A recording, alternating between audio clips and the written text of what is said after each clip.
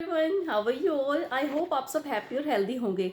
तो थंबनेल देखकर तो आप लोगों को, कुछ लोगों को तो पता लग गया होगा कि मैं कौन से प्रोसीजर के बारे में बात करने वाली हूँ, क्योंकि ज़्यादातर अपनी वीडियोस में मैंने बताया है कि आपको ये प्रोसीजर आईवीएफ से पहले ज़रूर कराना चाहिए। तो आज हम बात करेंगे कि आईयूआई से पहले भी ये प्रोसीजर इंपॉर्टेंट है।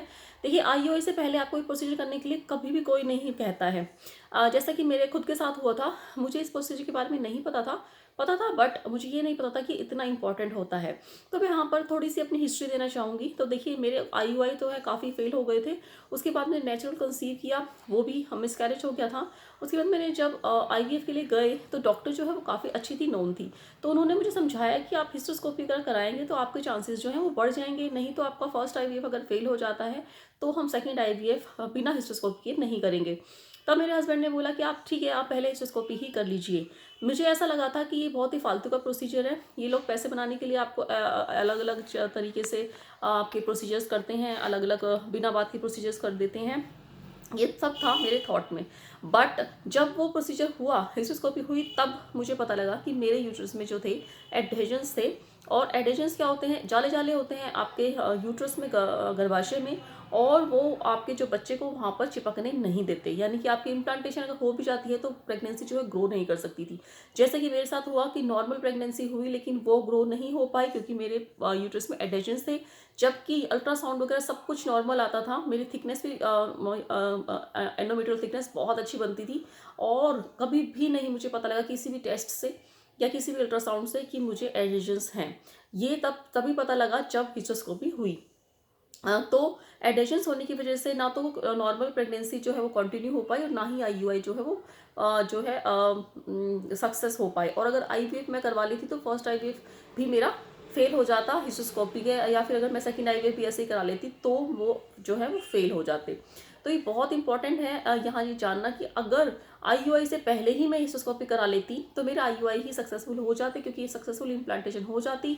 एडेशंस की वजह से मुझे इम्प्लांटेशन नहीं हो रही थी, क्योंकि मेरी बाकी रिपोर्ट सारी नॉर्मल है, मुझे कोई और प्रॉब्लम नहीं है। सिर्फ पीसीओडी है, उसमें आपका पीसीओडी में एग नहीं बनता और आपको दवाई और मेडिसिन के थ्रू आपका एग बना दिया जाता है, तो पीसीओडी की प्रॉब्लम भी पीछे छूट जाती है। तो एडेशंस की प्रॉब्लम एक्चुअली पता लग ही नहीं सकती अगर आप हिस्टोस्कोपी नहीं कराते हैं। और ये ज़्यादातर लोगों को होती है, और खासकर उन लोगों को जिनके जो है प्रोसीजर्स काफ़ी हो गए हैं या फिर कभी कोई इन्फेक्शन रहा हो। एक्चुअली किसी को भी हो सकता है ये।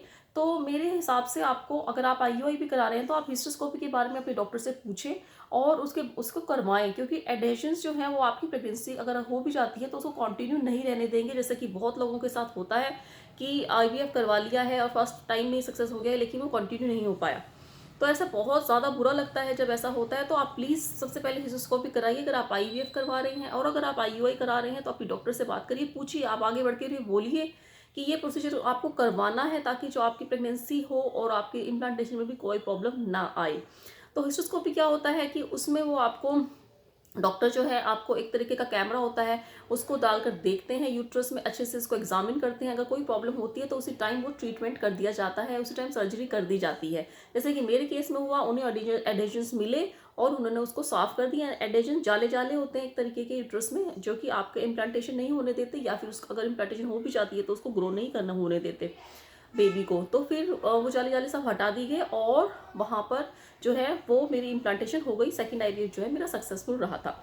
अब बात आती है कि उसके कराने के बाद भी मेरा आईवीएफ जो है वो फेल हो गया था। तो देखिए, आईवीएफ में और एम्ब्रियो ट्रांसफ़र होने में, या फिर अगर आप आईयूआई करा रहे हैं तो हिस्टोस्कोपी में और एम्ब्रियो ट्रांसफर में गैप होना ज़रूरी है, क्योंकि आपकी बॉडी को हीलिंग के लिए टाइम चाहिए होता है। एक बार आपने हिस्टोस्कोपी करा ली तो एटलीस्ट 2 से 3 महीने उसे लगते हैं रिकवर करने में बॉडी को, और इस लायक बनाने को या यूट्रस को कि वो पूरी प्रेगनेंसी कैरी कर सके।